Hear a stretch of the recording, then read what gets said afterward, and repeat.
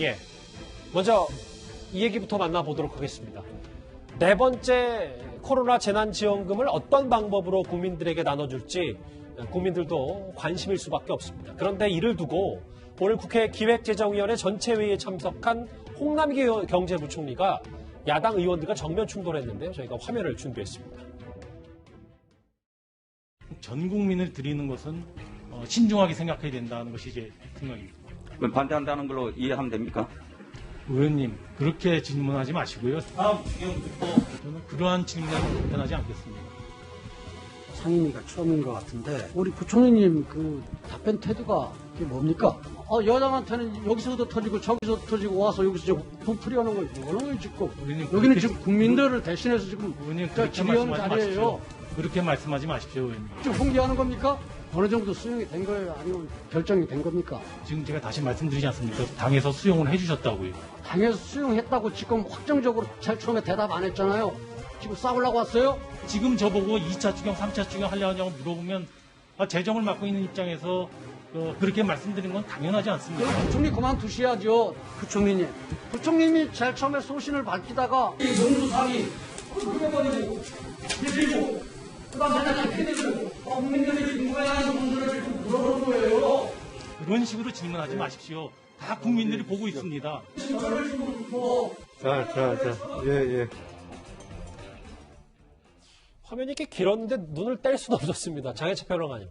여기 보면 추경호 의원과 김태흠 의원이 각각 공격에 꽤 이례적으로 홍남기 부총리가 그건 그렇지 않고 나는 국민들이 보고 있어서 할 말을 하겠다. 이런 입장인 것 같거든요. 원래 홍남기 부총리 상임위에서 저런 태도로 답변하는 분은 아니었어요.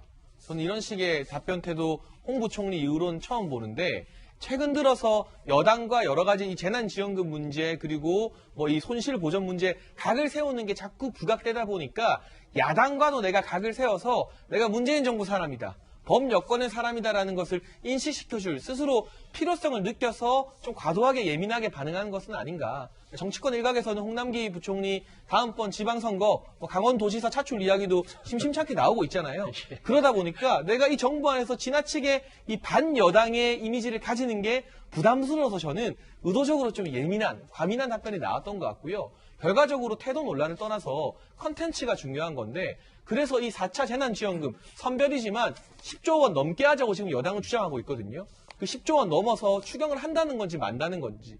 추경을 하게 되면 2021년도 국가 예산이 550조가 넘는 초 슈퍼 울트라 예산인데 그 예산은 다 어디다 쓰고 추경을 또 해야 되는 건지 당연히 의원들이 물을 수 있죠. 하지만 여기에 대해서 그렇게 질문하지 마시라. 아직은 답변할 수 없다. 그러면 도대체 뭘 물어보고 국민들은 뭘 알아야 되는 겁니까? 태도보다는 사실 알맹이가 없었다는 게 이 상임위 질문의 더 큰 문제점 같습니다. 예. 그런데 홍남기 부총리는 야당뿐 아니고요. 여당과도 다소 각을 세우는 듯한 발언을 했습니다. 또 화면을 준비했습니다. 기본적으로 선별적인 지급을 우선하고 무이자 대출이라든지 보편적인 지급을 하는 게 좋다고 보는데요. 무이자의 경우에는 가수요가 또 발생해서 여러 가지 어려움도 있었습니다.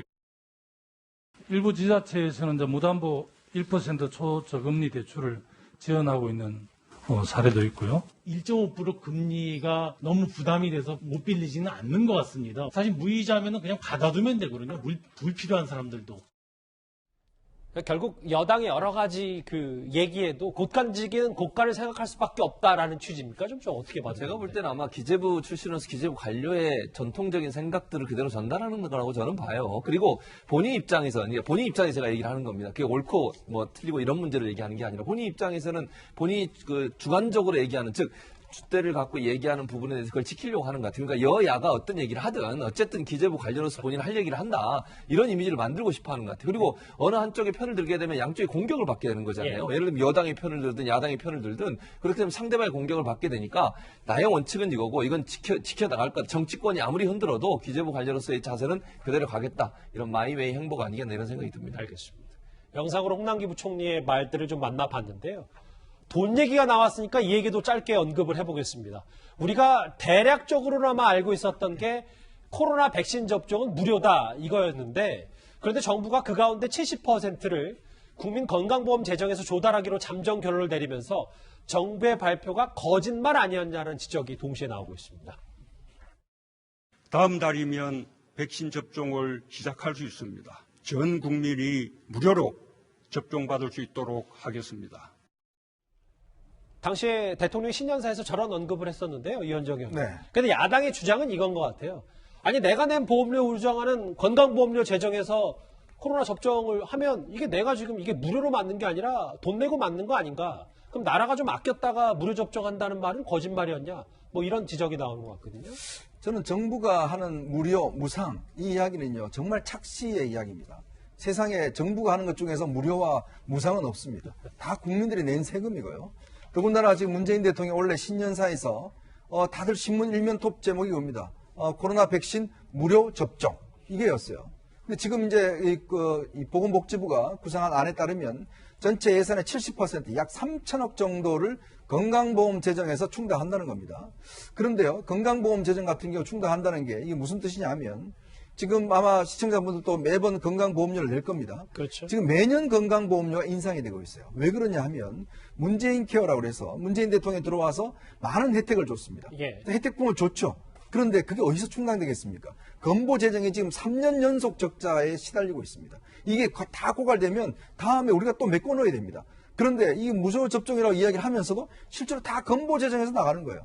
근데 과연 이게 무료 접종입니까? 아니죠. 내가 돈 내놓으로 내가 받는 겁니다. 이 무료가 아닙니다. 알겠습니다. 무료가 아니다. 코로나 관련된 돈 얘기 저희가 핵심 내용 하나하나씩 짚어봤습니다.